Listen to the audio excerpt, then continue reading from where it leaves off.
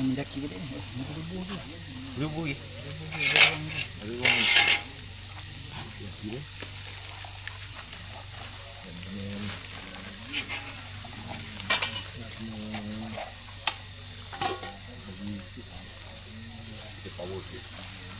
Power balik.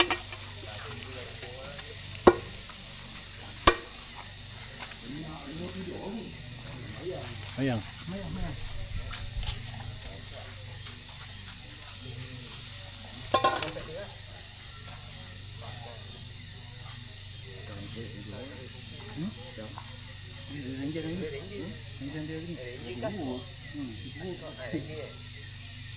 Tanya masalah dia sakit perut.